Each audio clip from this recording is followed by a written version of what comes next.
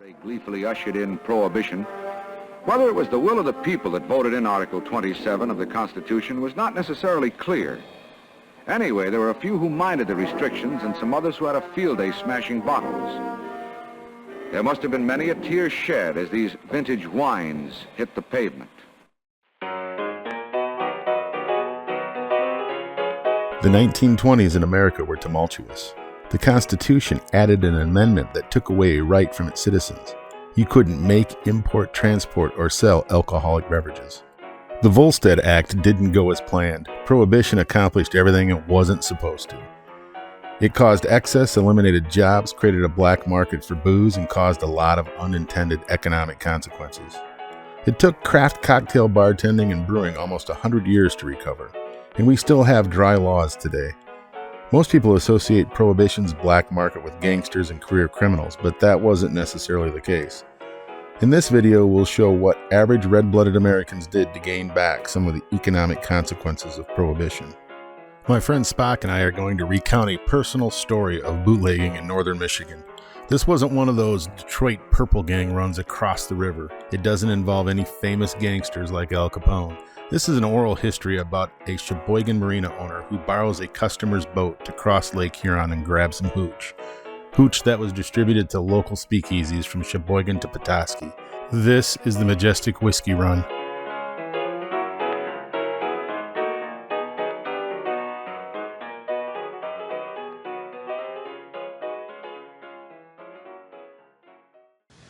So hello, fans of Nordic debauchery. I'm here at the beautiful Mullet Lake in northern Michigan with my friend and fellow adventurer, Spock. Hey. Spock, introduce yourself. How do we know each other? Well, it's been, about 6 years now.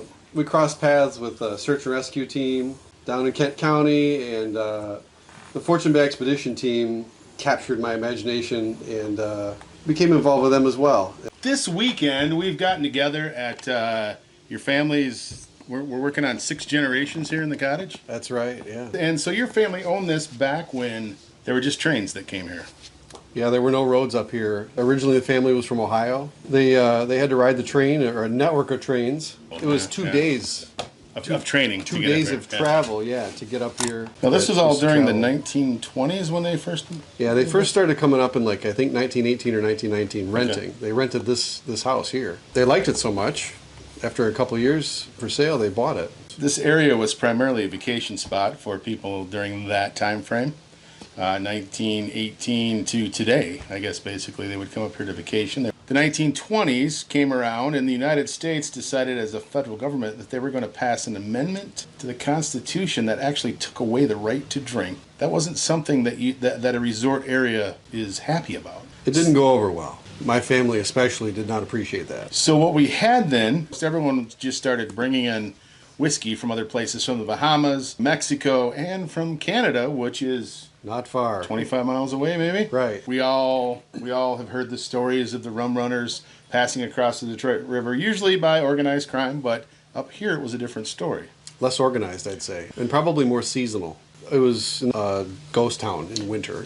So great. To me, it would have been my great-grandfather. That was right around that timing. So we had kind of a new cottage owner, a younger family guy, business guy, boat owner. It was about a 27-foot Chris Craft runabout. Had a straight 8 engine. Mahogany boat. And he purchases this from a marina, and after a few years, the marina owner, I guess, goes, "Hey, mind if I borrow your boat?" He knew the boat was quick for what it was, but it was one of the quicker boats around. So like Fight Club, yeah. The marina owner comes up and goes, "Hey, you raced that boat pretty good. It's a nice boat. Mind if I borrow it?" To head to Canada. Yeah, why again? Yep. To Cockburn Island to pick up whiskey to bring back to the marina. The boat's sitting out here. Everyone heads back to Ohio. What happened? So the marina owner just slide down to the cottage. He'd grab the boat. He'd run the boat up the lake, through the Cheboygan River, through the locks, because he owned a marina, which is now Anchoring Marina and the Boathouse Restaurant. He owned two buildings of his marina, both above and below the Cheboygan locks. So for this adventure, he would take that boat through the locks and get it into the marina on the Lake Huron level. And that story is so exciting that you and I thought, It might be a good thing just to hop in a small boat and go experience the nighttime crossing. I declare. For the uninitiated, the trip through the Cheboygan River Channel is not to be missed.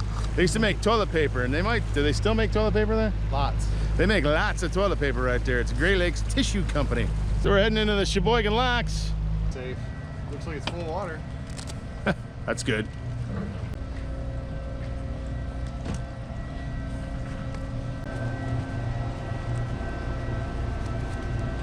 What's that?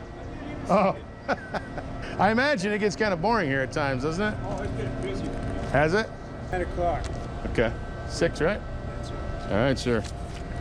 Thank you much. Welcome. So when he opened that gate, I mean, it is immediate. You go down. Like, Yeah, I know. Locks don't leak bad. some of them you have to hurry. Yeah.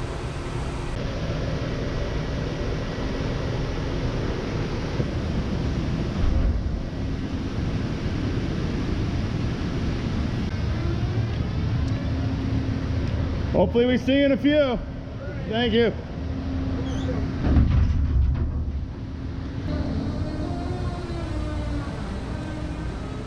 Single passage. I'll be darned. They used to have, I believe, hydro, used to be a mill. So here's So- the house, right here, and this would have been open to the inside. It had garage doors, and it would have had, you know, slips. You could just pull straight in. Right in those big windows used to be doors, basically, yeah. yeah. So They'd haul it in there. they'd come in from Lake Huron, come into this boathouse, turn the boat, get it inside, and then hide it Bury it before the revenuers got in here. the back, yeah. So this is the Boathouse on the River Restaurant and Lodge, also called the Rum Runner, which is permanently closed according to Google, but I'm sure they have the occasional illicit poker game. It's the range light.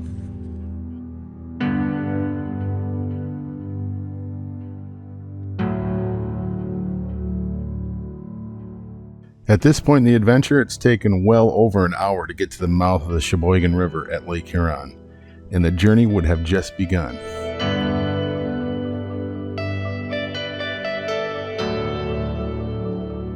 The exact route of this bootlegger's run has been lost in the slow march of time. Of course, it probably was shrouded in secrecy, too. The runner's last name was Majestic, and frankly, we were a little jealous of his last name. We assumed that he devised a route that was normal for a boater during the day, but avoiding Coast Guard stations and law enforcement at night.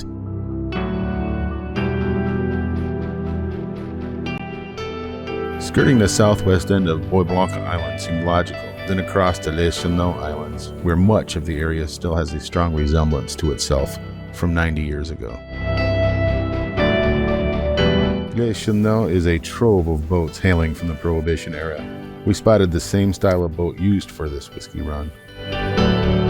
From Les Chenaux, it's east past the historic and scenic Detour Passage.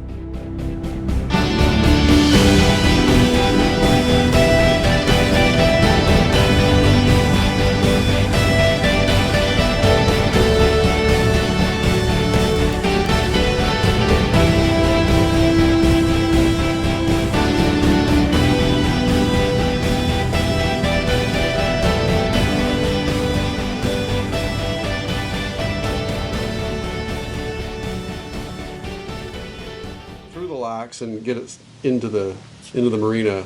After keeping the boat in dry dock for a couple days to lighten it up a little bit, because a wood boat will absorb some water and actually seal it. So he'd let it dry out a little bit. I know there were a lot of people involved, probably everyone except the police. Or maybe even the police, like, here you go. Maybe. It depends, yeah. Fine, they get the right weather, and they'd hit the straits. He had covers made for the number plates. At least you wouldn't have an identity of the boat. They'd head up the straits.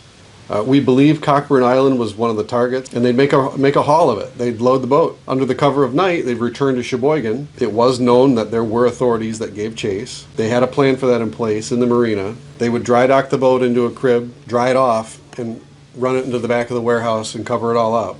And then they had a stand-in boat that they could slide in place of where the water dripped off. They'd wet that boat down, and the authorities, you know, the story goes, the legend, right? The story is that they would show up, you know, be asking, you know, do you guys see anybody, you know, is pulling in here? And they'd just be kind of, you know. Sweeping the floor. Yeah. I ain't seen nothing, officer. We come up on the train. Boat's out floating. Boat's sitting in the dock, tied up, all good. And better make sure it's not, you know, check the bilge. See if it's, you know, got any rainwater in it. There'd be several bottles of valuable liquor for them to enjoy. And I mean, this is the Inland Lakes waterway. For the Purple Gang, this would have been kind of a dead end. It's not a big enough market. But for a marina owner who lives here and supplies for the Hotel Top Innaby, which was just down the way, and we're looking at a small business owner saying, you know, I need to make a little extra money. This waterway, you know, goes almost to Petoskey. Right. So they could have had drop points all throughout. So what we're going to do is go retrace the route steps. Some of the stories I've read about the Canadian suppliers were some pretty crazy people. So we're going to pick this up from a crazy Canadian. I don't even like having it.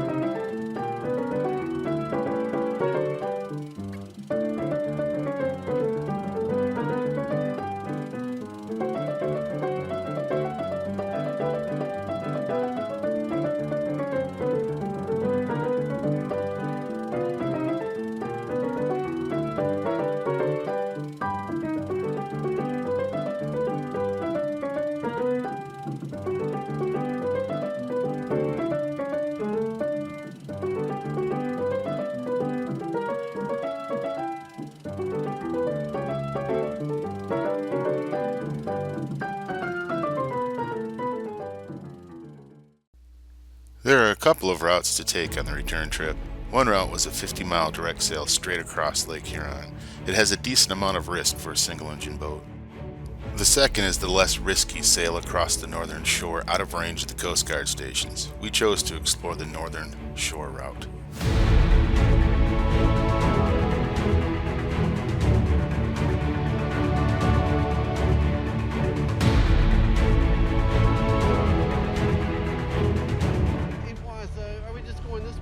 We're going whatever way wind takes us. You know what I'm saying, Charlie? Oh, yeah. Except there's a federale coming this way. Damn revenuers are everywhere.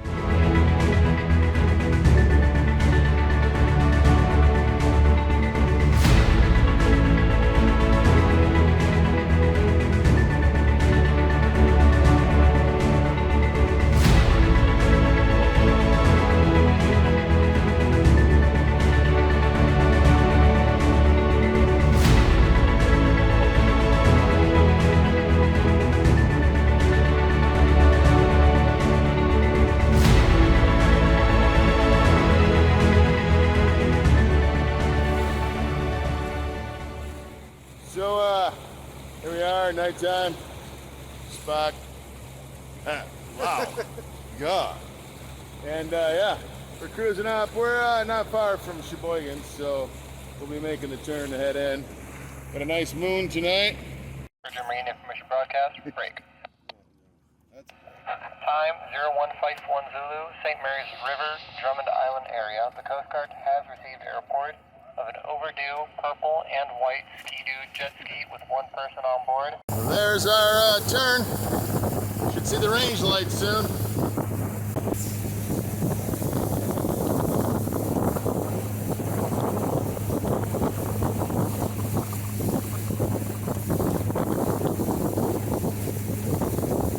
And we make our turn. Make our turn for There's a green buoy, red buoy, green buoy. Number 2. Cheboygan River.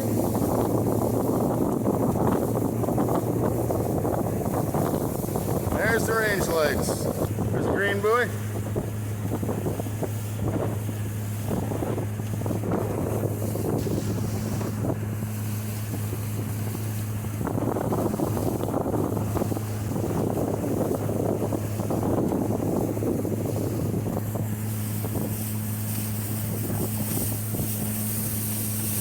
So we're almost home free. Do we have any whiskey left? There might be a couple. Oh yeah, there's a few. Oh yeah, we're good. We're good.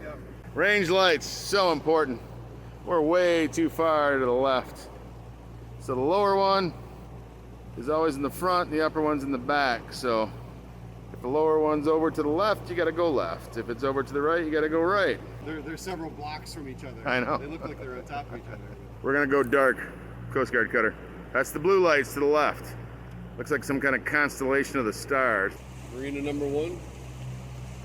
Lots of people laughing and drinking a White Claw in there. A lot of White Claw. Yeah. USS Coast Guard Cutter Mackinac. Look at that fleet of tugs. I'd be a proud owner there. European style docking. So Spock and I, we're probably a half a mile from the final destination. We've come to the conclusion that those whiskey runners were nuts. Yeah, after running in the waters, Complete darkness. that they all ran in, realizing they had a 1924 boat or something, Yeah, that's just So- crazy to go that distance in one of those pleasure craft. single engine. Yeah. They were crazy and deserved every drop of their whiskey for sure. That was powerful. Quite honestly, these little channels are beautiful at night. Watch your head, Spock. Duck. So probably 200 meters past this higher range light is our destination. Just down there. You can see it down there. Past the bridge, you can see it poking out in the river. There it is. That's our destination. So we are cruising along about 4 knots. They came in here at 40 miles an hour in night to get in that as fast as they can. Just up ahead. Numbers were covered. Numbers were covered up. Lights were off. No nav lights. Just flying through here. Load of whiskey, lots of trouble. Probably $30,000 worth of loss if you got caught. There she is, just past the bridge. That is our destination.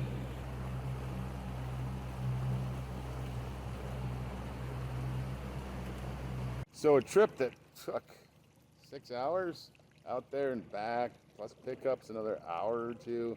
I don't know. It was a hard day's work to get some whiskey into this country. Hard nights, man.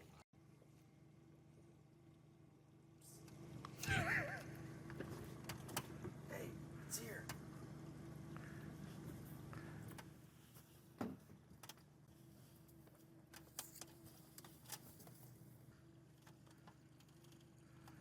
Our work here's done. Let's get out of here.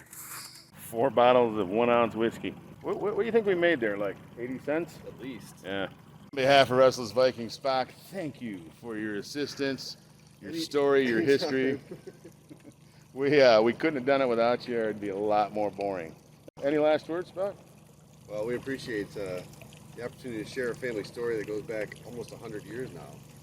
And it'll be documented in internet time forever. All right, everyone, don't forget to hit that like button and do the bell thing, the little bell thing, and subscribe, because we're going to go get some sleep now. It's pretty late. Drink.